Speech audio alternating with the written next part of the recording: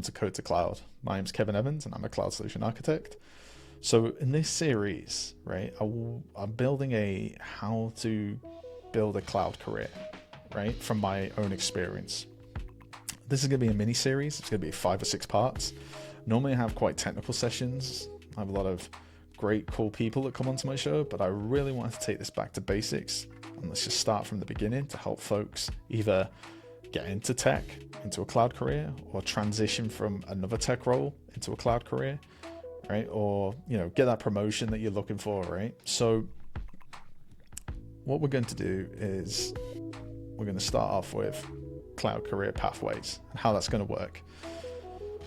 So I've broken down into chunks, but we're going to do how to get started. So maybe you don't know where to start, right? So cloud's quite a broad topic, quite a broad platform to work with. Understanding what sparks your interest. How long will it take? Everybody wants to know that. Well, my cloud career, it's taken over 20 years, right, to get to where I am. Which route should I take? So which domain? We'll break that down, right, once we get to the whiteboarding session. What's this guidance based on? So you're giving this guidance and advice out, Kev, but what's it based on? Well, it's based on my own journey, right? I thought I'd try and speak from the heart as much as possible, what's worked and what hasn't worked for me. But we're going to be tackling in sort of the direction we're going to be going to is platform engineering, DevOps, and security, right? And how will I present this? So each session is going to be in a whiteboard format. I'm also going to add some additional materials on GitHub, right, with links to free education resources. But let's just go and stick to the whiteboard session. As always, you can always connect with me on social media, right? You can find me at net-runner.io, and you'll be able to find me on there as well. So let's just head over to the whiteboard. So, building out a cloud career, right? I thought I'd whiteboard the session because, to be quite honest, it's better to try and draw it down on paper, what was mapped in my brain. And hopefully this makes sense, but we're going to break it down by going from left to right and then moving our way down. And I'm going to explain the further episodes that we've got coming up.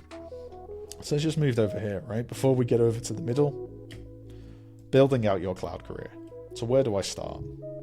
Well, it's pretty difficult, right? Because you might not know what you want to do, but the best thing to do is what sparks your interest.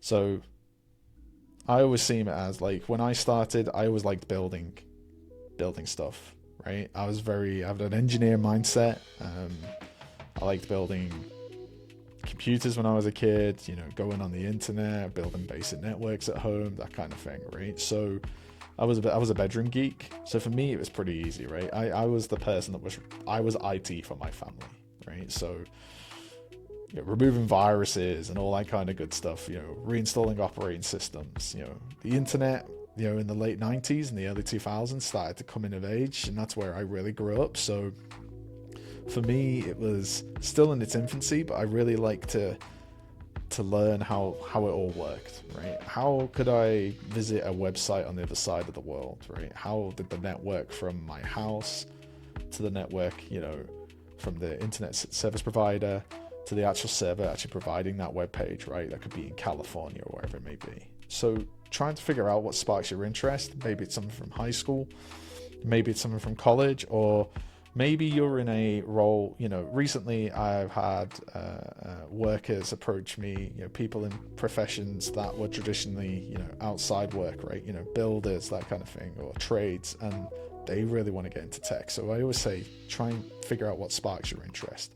What makes your mind work towards these technologies. So if we have a look at domains, this is the best way of trying to break it down. I've broken down the cloud domains into 4 chunks. So data and AI, infrastructure, cybersecurity, and apps and dev. And which one should you choose? Well, again, it goes back to what sparks your interest. But if we look at data and AI, I've put some example job roles as well. Now, I don't want you to get too hung up about the job roles because I'll be quite honest, job role titles vary from company to company and industry to industry that you work in. And they mean different things.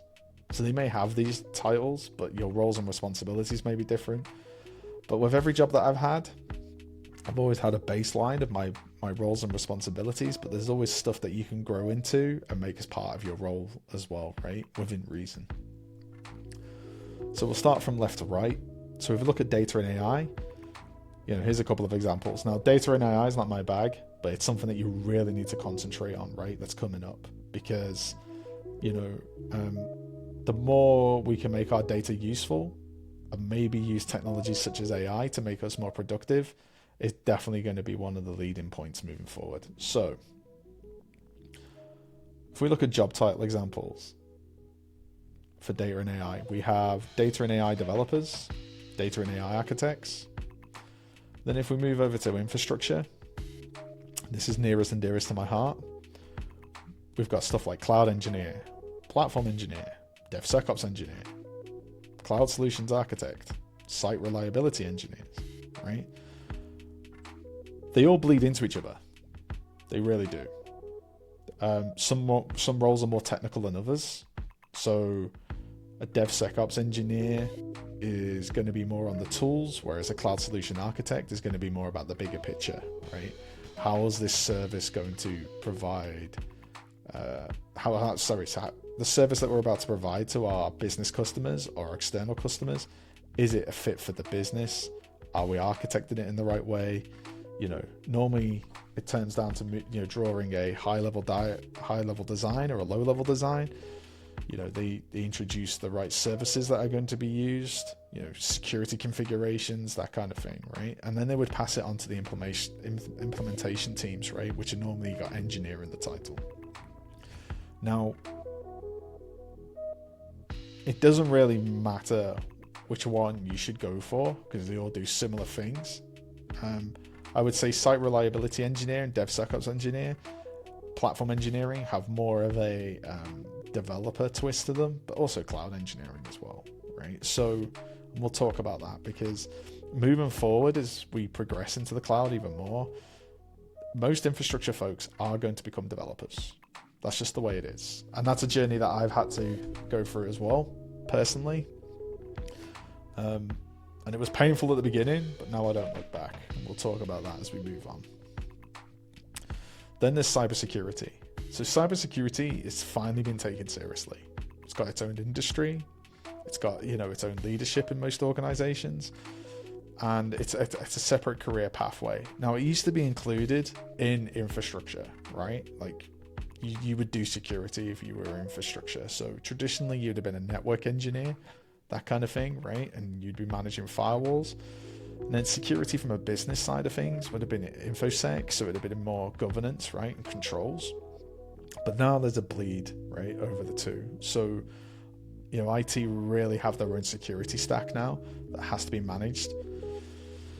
So it's, everyone's talking about it. Everybody wants to try and get into it in the moment, get into cyber. But a great way to get into cybersecurity maybe is becoming a cloud engineer or a platform engineer, and then, introducing security best practices and configurations as part of your day-to-day role, right? Because security is everybody's responsibility when it comes to the tech stack.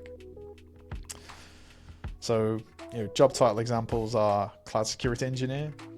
So the scope of works for that would be making sure that cloud resources are secured in the right way.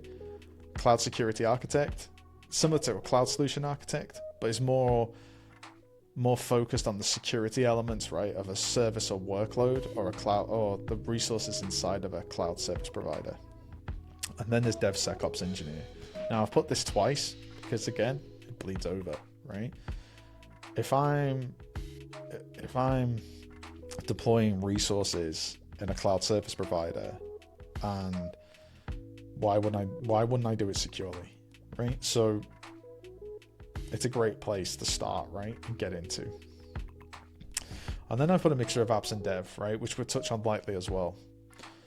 So application developers, so actually have, we need to develop applications to run inside our cloud, because at the end of the day, we don't get up in the morning just to build stuff for the sake of it, right? We build stuff so it can be consumed by our internal customers or our external customers. So developers have been some of my biggest customers over the past 10 years, right? how can I get my app to run in the cloud in the fastest, most secure and low cost way, right? Then there's application architects. Some applications are absolutely massive. If you think about, Netflix, for instance, they're going to have an army of application architects, right, to serve video content to the world. And then there's site reliability engineers. Now, SREs are still out there. They are ninjas at the end of the day, right, when it comes to the cloud. So the running joke is that a site reliability engineer will automate himself or herself out of a job, right? Because they never want the service to go down, right? So think of companies like Google or Microsoft or Amazon, right? Amazon.com. They're going to have site reliability engineers because if that site goes down, they lose revenue, right? So providing, provisioning infrastructure and providing application tools is definitely their jam.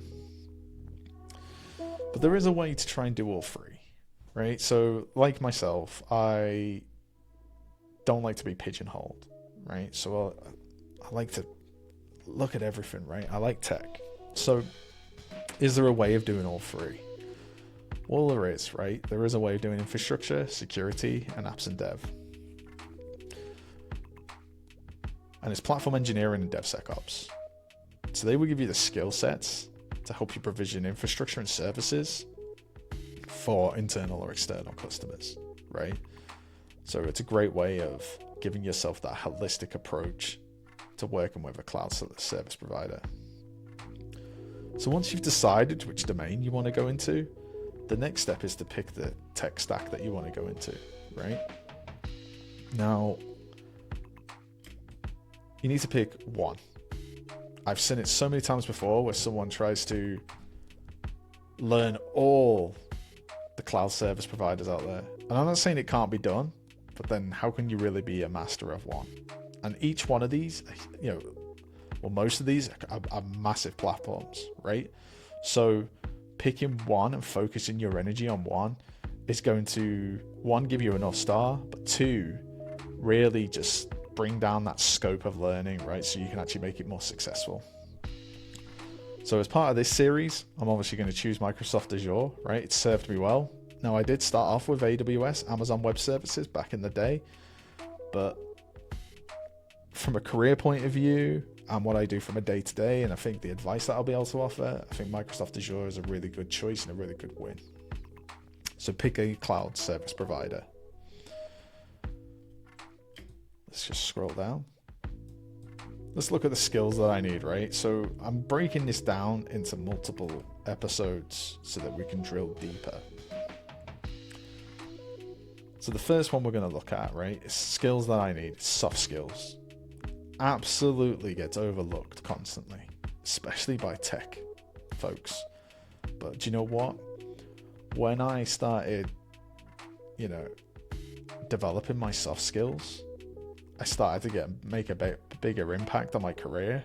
And I started to get a higher success rate when it came to job applications and actually just, pushing the envelope, right, inside of organizations to make sure that, whatever we were proposing from a technology point of view, right, as an architect or an engineer, we were making more traction that way. So I've broken this down and we're going to dig deeper into it, but let's have a look. So we have stuff like resume and cover letters. When I started off in tech, I was terrible at this, right? And then when I searched online on the internet to get some advice around this, it was generic examples, right, for generic job roles, not tech roles, generic job roles. Now, I see resumes and cover letters, they're still required, but I see them as a historical process, and they're normally required for HR. I had a job offer once, and the hiring manager offered me the job there and then. I went home, I thought it was great, and then he was like, Kev, I need your CV for your resume, because HR won't let me give you an offer letter until we've seen it, right? So even though I was like, I could do the role and I'd been vetted technically and, we got caught up in the excitement, HR still needed the paperwork, right? The process is still there.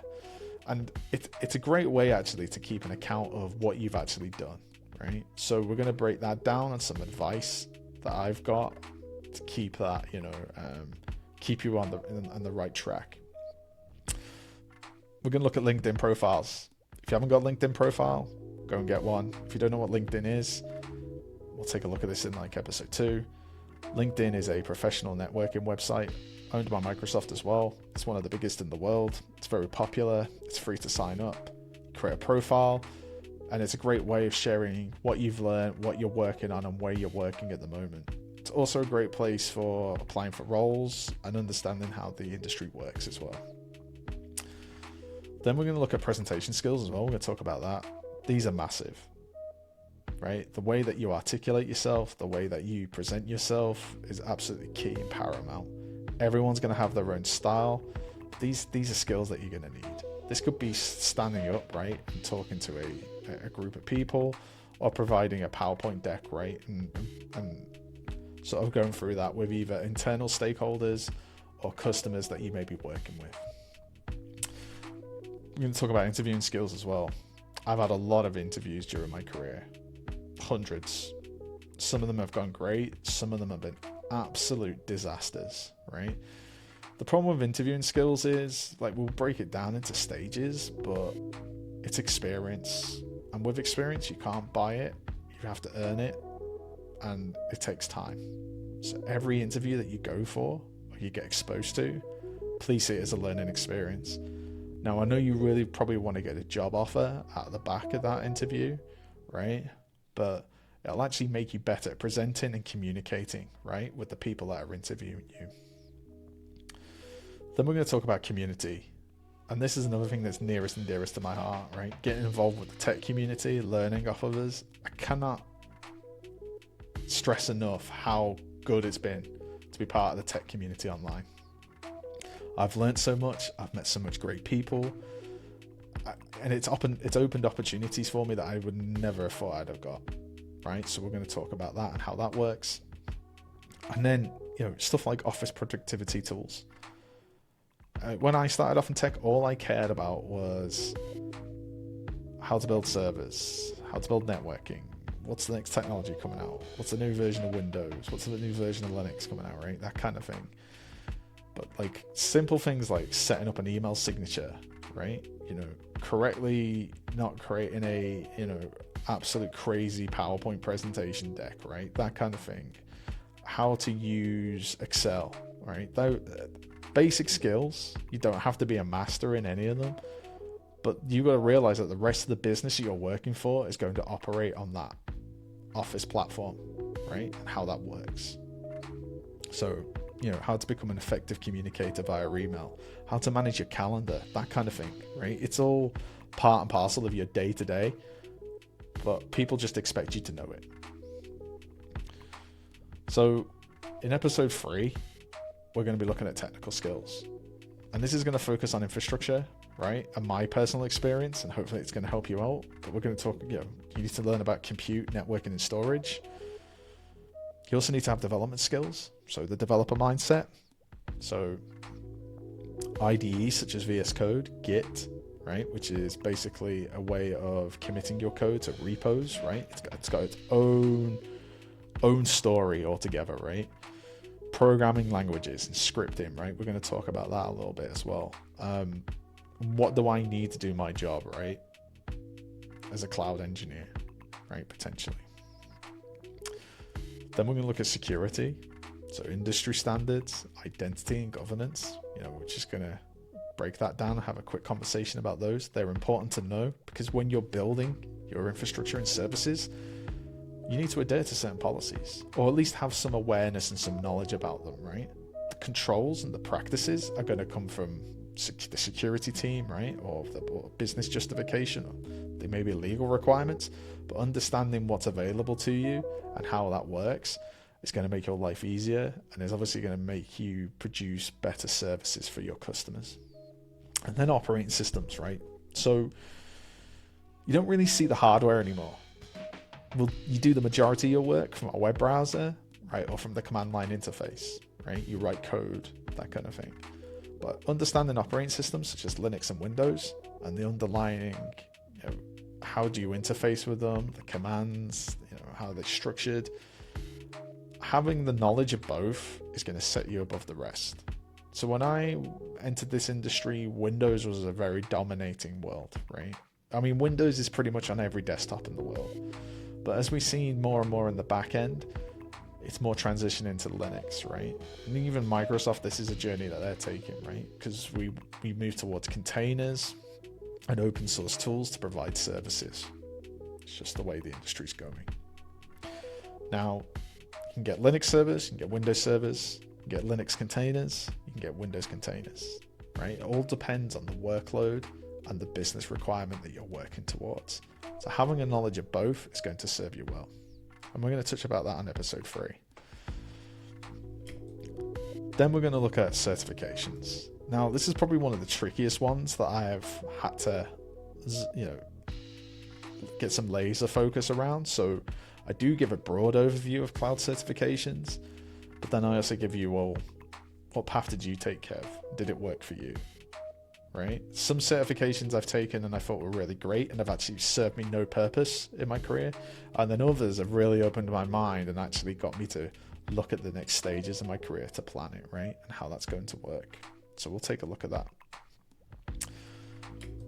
And then in episode 5, we're actually going to see like deploying your knowledge. Now, it's great having certifications, but actually, how do I teach myself? How do I showcase to the world what I've done? How do I share, and use that as reference material?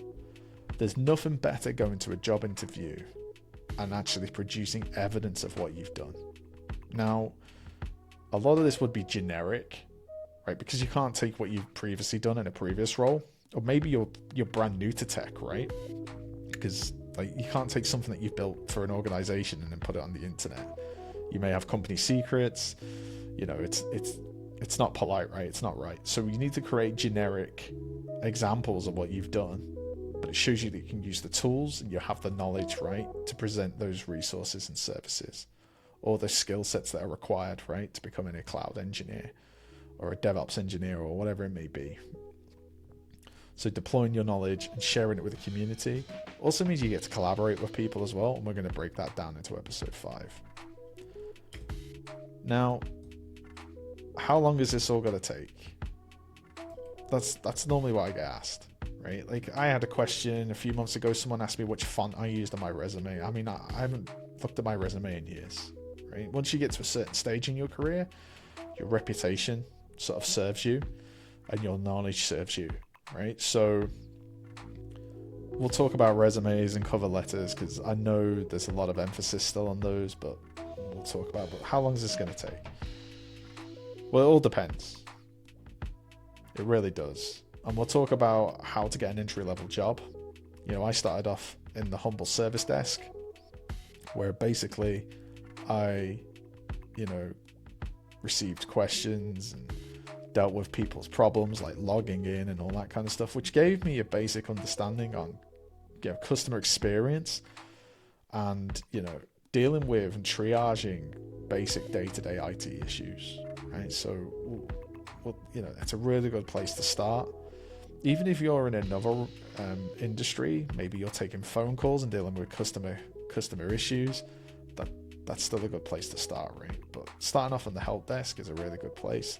But we'll break that down into further episodes. But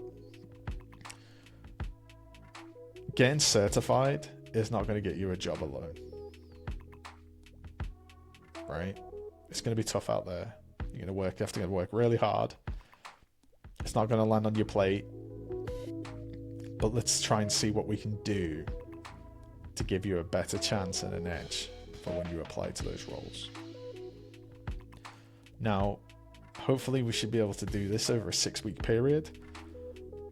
But if you like what you're seeing, please don't forget to like, subscribe, and share.